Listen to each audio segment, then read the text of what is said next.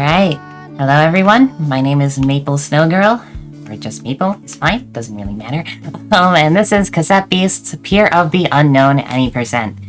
So Cassette Beasts is a sort of monster recording RPG where you record monsters using cassette tapes and transform into them to fight other monsters.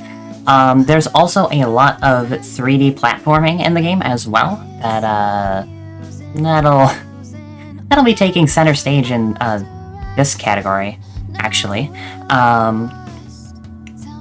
So, Pier of the Unknown, just a really brief rundown, is the sort of side story DLC for the game. With its own whole quest line, and that quest line is sort of what this run is. So I'm going to be using pretty much as the main monster, Trifinx, and I'll explain why in a little bit. But I think with that brief rundown out of the way, I should be ready to get going, so I am going to give a really quick countdown, and then we will be off. So, 5, 4, 3, 2, 1, and go. Alright, so first thing that I'm going to do is I am going to run over here. There's complete RNG with like which ranger captain shows up for that little cutscene. I have to go over here to talk to Ranger Wilma to buy 2 fusion meter upgrades and a chemistry upgrade for the fusion meter. The fusion meter is like one of the big battle mechanics for Cassette Beasts. And I'll explain a bit more about that when we get to the first 2 boss fights. We're gonna take this rowboat. We're going to end up at Brightside Pier. Also, I'm going to do a little trick here with one of the power-ups, the Jumpkin Vine Ball. When you record certain monsters, you get various overworld movement abilities. So the sort of like trail of fire when I'm moving around really fast, that's a Bulletino dash. It gives you a huge amount of speed. Then there's the wings for the glide that you get from Dominoth. And then there's the big one, well, one of the big ones, Jumpkin Vine Ball.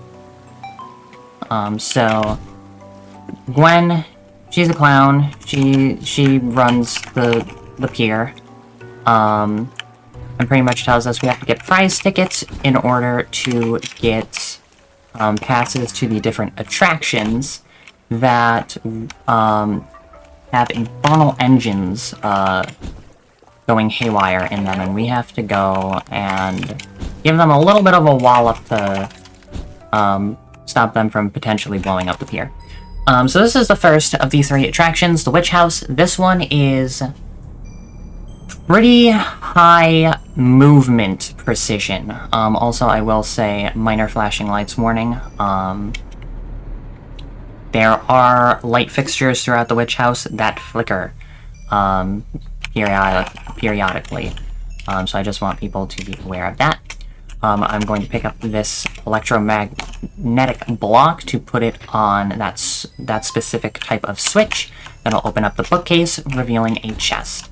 Now I pretty much have to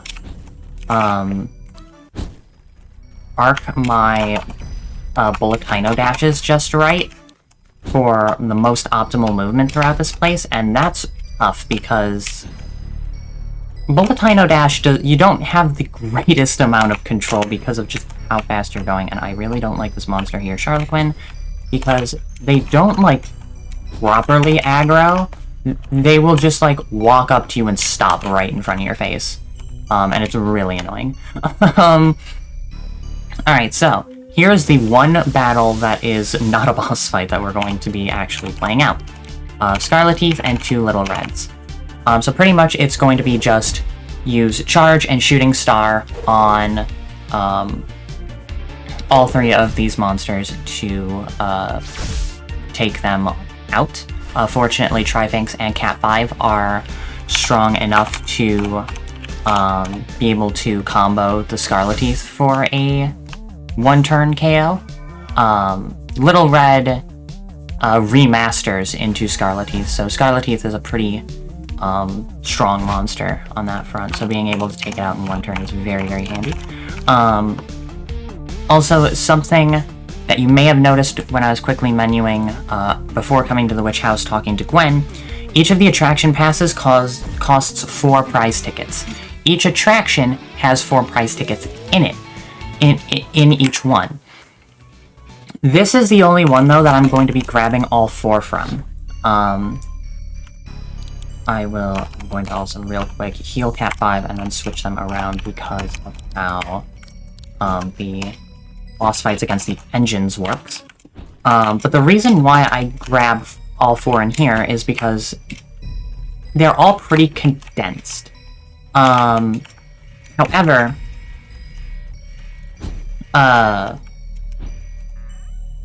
when it comes to the third area, Cosmic Zone, since that's the last area, we don't need to get any from there. Testing. Shoot. I did not see the little red there. That was a whoops. Usually it's the Charloquins that end up getting me, but that little red was just parked right in front of that sofa, and I was not ready for it.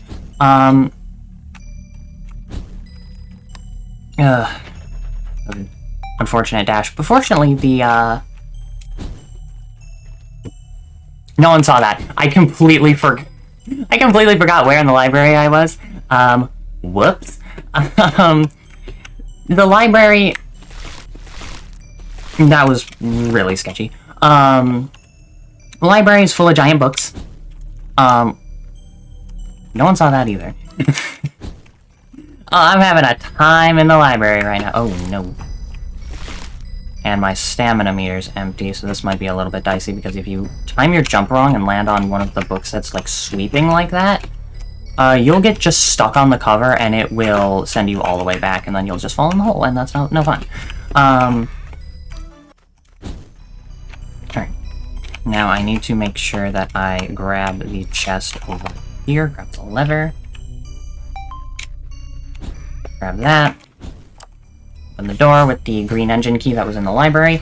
I don't remember what I was saying before I ended up getting absolutely steamrolled by library platforming.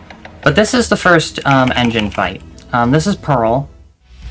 So I need to follow my notes for this fight very specifically. So I'm going to use the canned iced latte on Trifinx, and this is actually why I swapped them around, because I need Trifinx to be going second, so that way I can use the latte on Trifinx for these first 3 turns. What the latte does is, you'll notice under the HP meter, there's that row of orange squares. Those are your action points. And each move costs a certain amount of action points. Trifinx has an incredibly broken move that costs 4 action points, called Wonderful 7. It's an incredibly powerful move that also inflicts a random status effect on the target. Since Wonderful 7 costs 4 AP, at the start of each turn... Nope, not item. At the start of each turn, you gain 2 action points, and a latte will give you an additional 2. So if you have the maximum number, which at the start of the game is 3, then you can just 3 turns real quick fire off Wonderful 7 to get those status effects and get a lot of damage. Okay, now Ramtasm's gonna get Gear Sheared, KO'd. I switch back to Cat 5, charge, Shooting Star, and that should be the fight. So, also, this game has a special battle mechanic. You may see that meter all the way on the right side of the sort of UI when I'm selecting my moves and whatnot. that is glowing that says fuse. So you can fuse in this game. When you fuse, your monsters combine. You get just stronger, bulkier. You get both monsters' move pools, and you gain 4 action points at the start instead of 2 each. There is a reason, though, that I did not fuse in that fight, and that is there is an item that you can purchase at the Gramophone Cafe, which is the area that I was at the very start of the run before the run actually properly began, called a... I can't remember what it's called, actually. It's like Parafusilli or something like that. That item automatically, instantaneously fills your fusion meter. I'm going to need one of those for the final boss of the run. However, you know, fusion seems like it'd be pretty useful against these bosses just for speeding things up. And yes, that is definitely the case. However, the fight against Pearl is fast enough that it isn't really worth it. Because this game has a lot of randomization to it. However, on a specific seed, if you that you're playing on, if you fight something multiple times on that same seed in these exact same sort of conditions, hence a speedrun like this,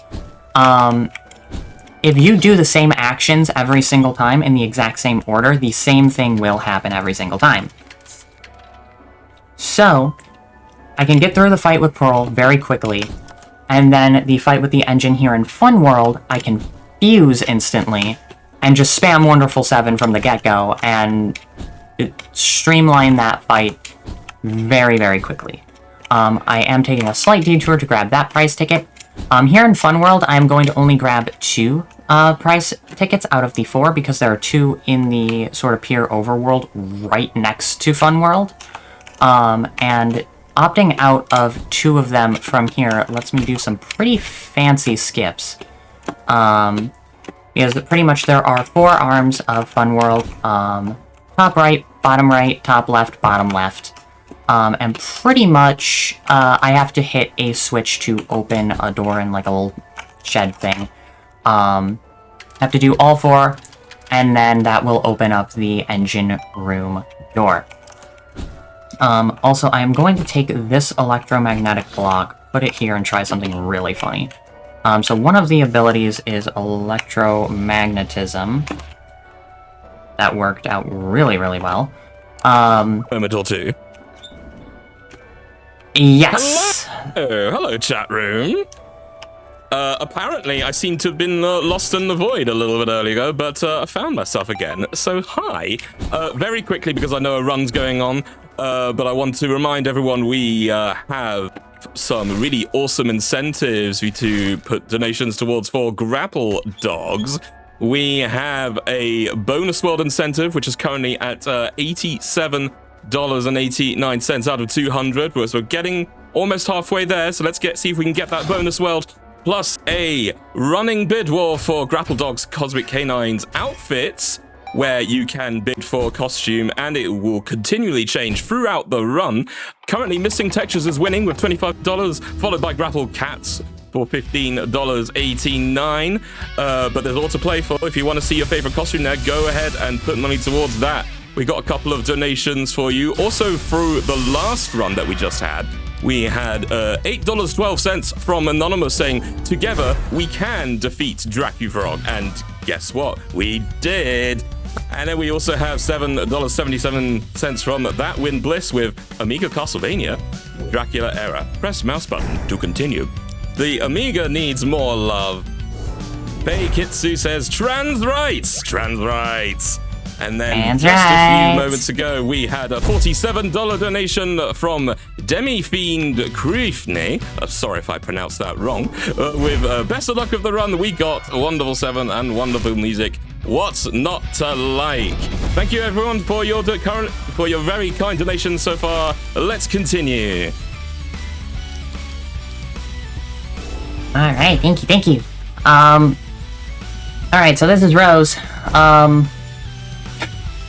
This is one of the fights of all time.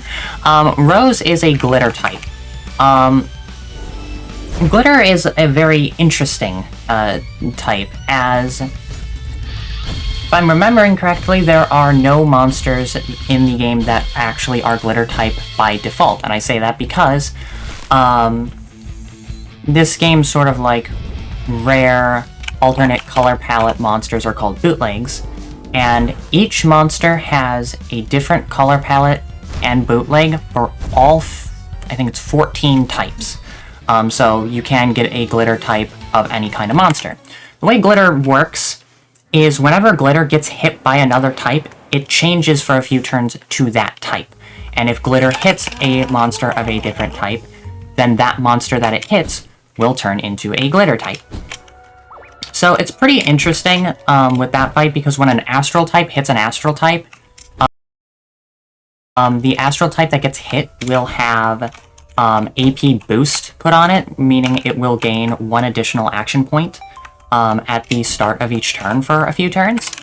And that's going to actually come up a lot in the next fight, and is pretty important, because the final engine, Raven, is an astral type, and the Trifinx that I use in the speedrun is actually an astral type bootleg. Trifinx is normally a metal type, but this one is an astral.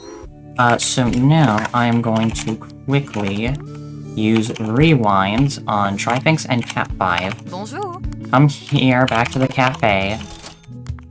No, I need to buy 3. Au revoir. I need to buy 3 of those. Warp back to the, here, and now we go and talk to Gwen. Grab the red pass attraction, and, we are going to go fail a safety inspection.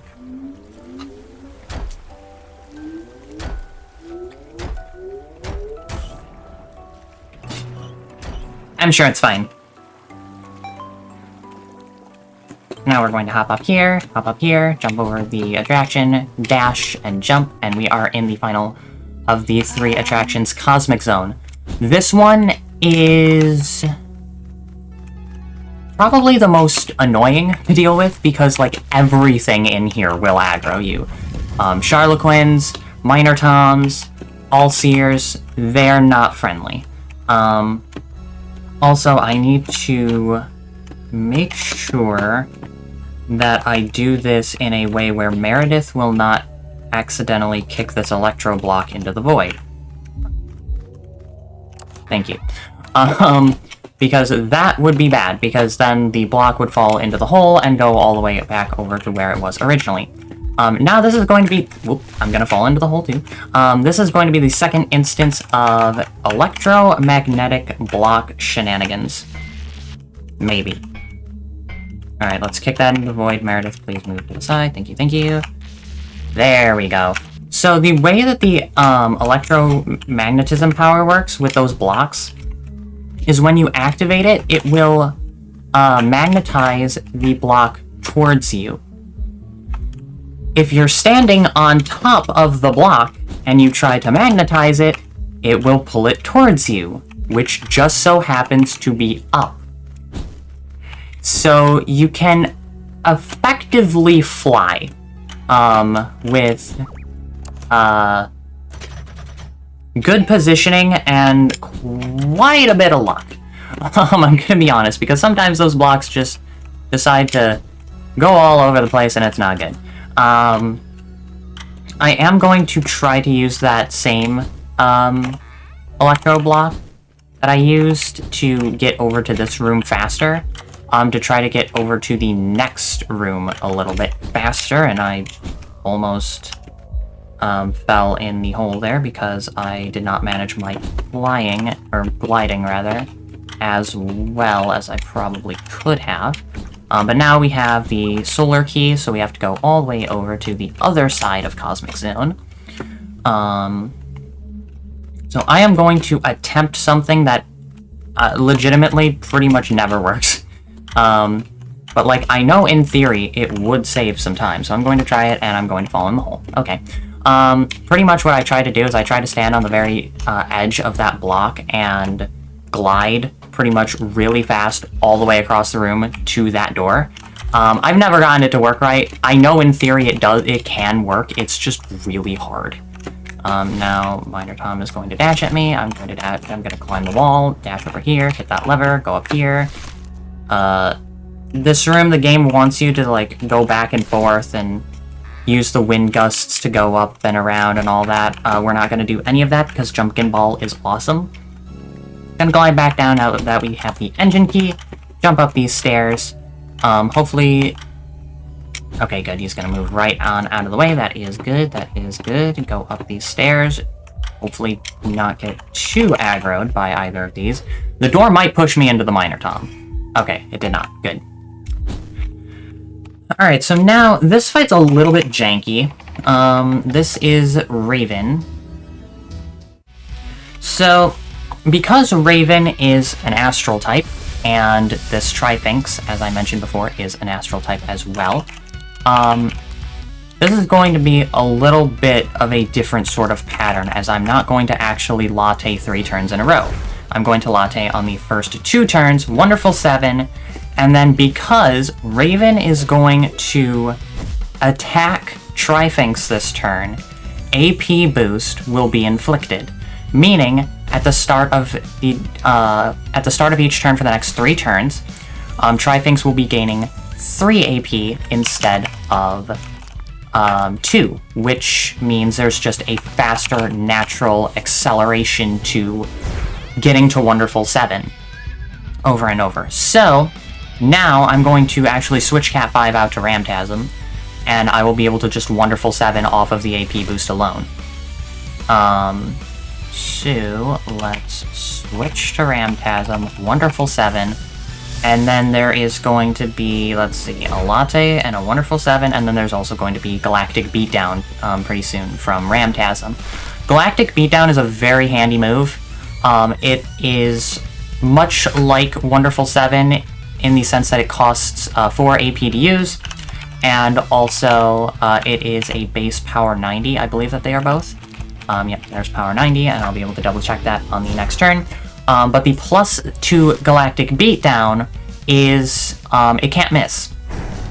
And that in certain fights in the game can be incredibly handy. There's one of the Ranger captains in the base game that pretty much her whole deal is making it so you miss everything. But Galactic Beatdown can work around that very nicely.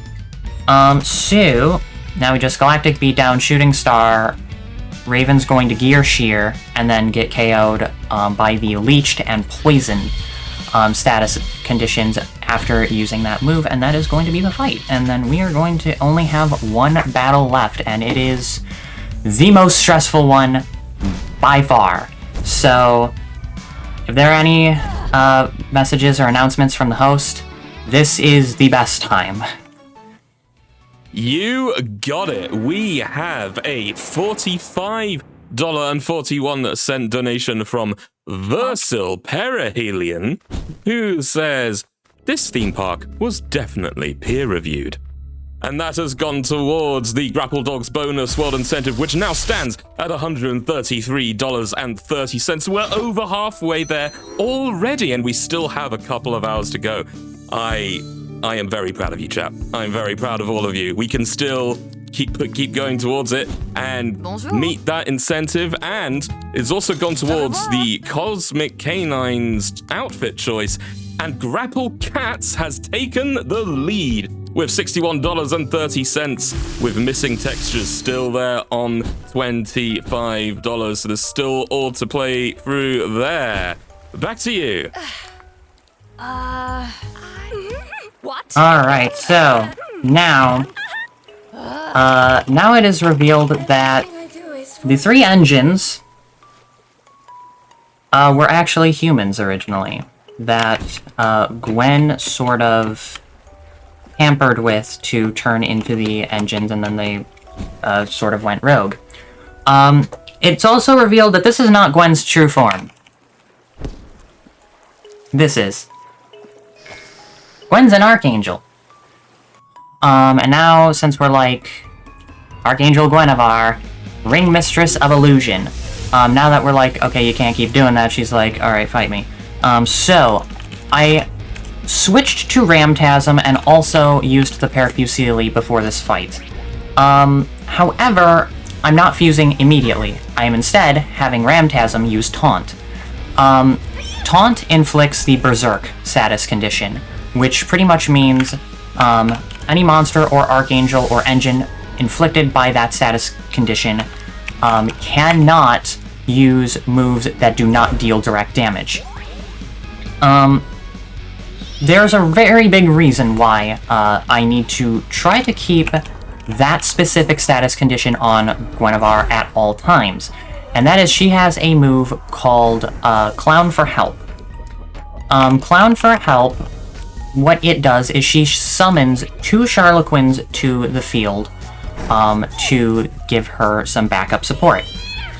That is not really that dangerous to the actual fight, but what it is dangerous to is going fast, because each of the Charloquins, they both end up taking turns.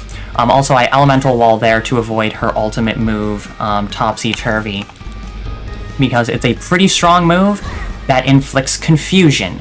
And what confusion does in this game is, it's not fun to deal with. Confusion makes it so sometimes you won't use the move that you selected. So she is going to neutralize, I am going to taunt, and then I am going to rewind, Wonderful 7, Elemental Wall, Wonderful 7. This fight is incredibly important that I don't mess up the notes for, because if I end up messing up any of these turns, then she can escape the sort of Berserk chain, and then she's got the opportunity to summon those Charloquins for extra turns, or she's got the opportunity to confuse me. And those are things that literally one minor slip-up, or I should say one seemingly minor slip-up in this fight, can end up losing you, like, upwards of, like, honestly, 2.5 to 3 minutes. This fight is pretty stressful to deal with in a speedrun, but fortunately we are just about through it. Time is not immediately when this fight is over. There's a little bit more text mashing, and then when we're through the cutscene and the sort of long green rectangle appears in the middle of the screen saying that the quest is over with, that is when time is going to be. So Gwen is like, alright, I won't do that anymore, but please come to visit me because it's lonely here, and that is time. Until next time. Ugh. That was Cassette Beasts, Pier of the Unknown Any Percent. I absolutely love this game. I absolutely love this DLC. It is so good. Also, I'm looking at the stream feed, and according to the timer on there, that's a 26:21, which is a 12-second PB. In a really difficult category. So I'm really happy with that. Few shoutouts that I want to give real quick. Shoutouts to Bitten Studio for not only creating this absolutely exceptional game, but also creating another one of my favorite games of all time and one of my favorite speed games ever, Lena's Inception, as well. Those two games mean so much to me. I love speedrunning both of them. They are so good. I could not recommend both of them enough. I've got over 200 hours in both, and that's going to only keep going up.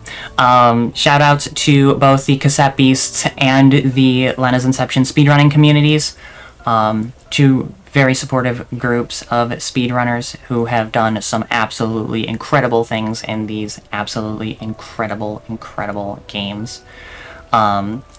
Shout outs to my GF, Amity Moonlight. Love you. Shout outs to all my friends here at Fast Pace Events for putting on this awesome marathon and for giving me so many opportunities to do some really cool things. And just this event's awesome. I love this event so much. And shout outs to a few of my friends also from the Sonic world, Virtual Cat, Flame Dragon, Callie Mac, and so many others. And yeah, again, huge shout outs to FP for having me. I am so happy with how this run went, and I am so happy that that we are back with Fast Pace for Pride. Shameless plug real quick, you can find me on Twitch, YouTube, and Blue Sky at MapleSnowgirl. I love to speedrun indie games, Sonic games, Super Monkey Ball games. I also like to do some Pokemon Shiny hunting and Sonic Rumble, because those are fun as well. Yeah, I think that is going to be everything from me. So, yeah, this was fun. GG's and new PB MapleSnowgirl. Didn't she do well? Didn't she do well, chat? Absolutely fantastic run there. Thank you ever so much. So, we will be slowly preparing for the next run, which is Sonic the Hedgehog Genesis. Oh, you gonna wanna see this run. Just you have to see it. So we will be doing also a quick restream shift change. So chat, I've been told to warn you to not panic, but you can panic if you want, but you know, try not to panic. We'll see you in a few.